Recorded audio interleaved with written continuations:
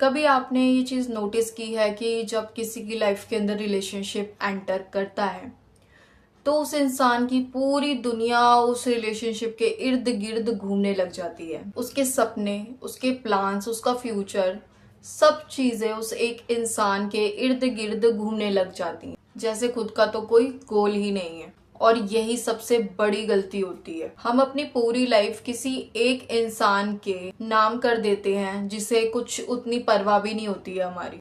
सब कुछ दिख रहा होता है नजरों के सामने कि सामने वाला इंसान एफर्ट्स नहीं कर रहा है उतने। जब तुम्हें उसकी जरूरत होती है वो तुम्हारे साथ नहीं होता, लेकिन जब उसे जरूरत होती है तब वो वापस आ जाता है।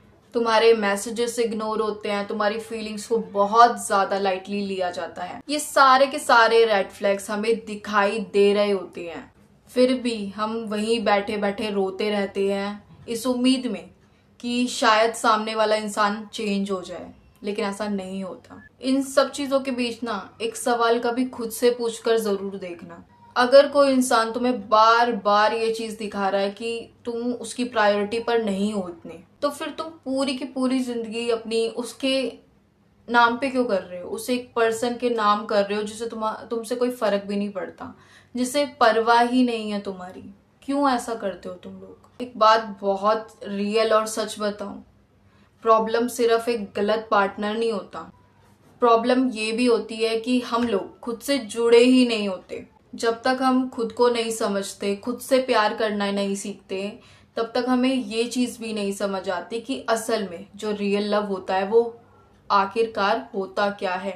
हमें नहीं समझ आती ये चीजें। ऐसे में ना जब कोई थोड़ा सा भी प्यार दिखा देता है हमें, थोड़ी सी भी हमें अटेंशन दे देता है, तो हम उसी चीज को रियल लव समझने लग जाते हैं और उसी को हम सोचते हैं कि भाई हमें तो प्यार मिल गया हमारा, ये वो। और ऐसे ही ना हम बार बार ऐसे लोगों के चक्कर में फंसते जाते हैं। खुद को इन सब में हील नहीं करते, खुद को जानने की कोशिश नहीं करते, सेल्फ अवेयर नहीं बनते।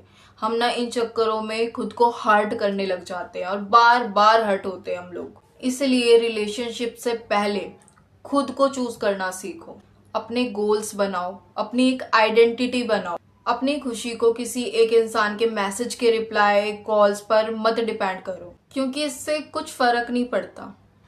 और एक बात और ध्यान रखो, जिस दिन तुम खुद से जुड़ जाओगे ना, उस दिन तुम्हें किसी को भी पकड़ के रखने की जरूरत ही नहीं पड़ेगी। और उस दिन तुम्हें ये चीज समझ आएगी कि प्यार का नाम ये नहीं है कि किसी के पीछे भागते रहो, ठीक है, किसी के पीछे रोते धोते रहो, हमेशा डिप्रेस्ड होते रहो, अपने दिमाग पे प्रेशर डालते रहो।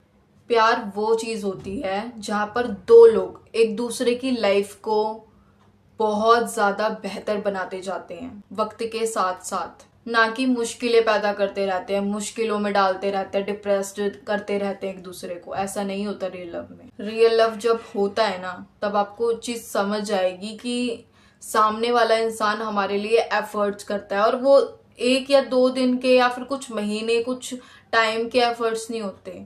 उस इंसान को ये रहता है कि मुझे कुछ ना कुछ करना चाहिए सामने वाले इंसान के लिए, ठीक है।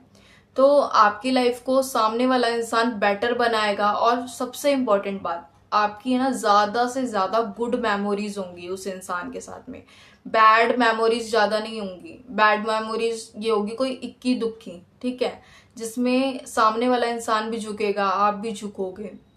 सो ये होता है रियल लव, इसे बोलते हैं रियल लव। आप ये नहीं है कि अटैचमेंट है आपको, आप भागे जा रहे हो सामने वाले के पीछे, ऐसा नहीं करना, ठीक है, ऐसा नहीं करना होता।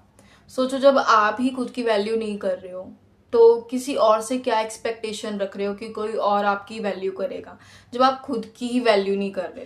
तो मेरे हिसाब से तो रियल लव यही होता है, ठीक है। आपके हिसाब से रियल लव का क्या मीनिंग है, आप जरूर मुझे कमेंट बॉक्स में बताएं।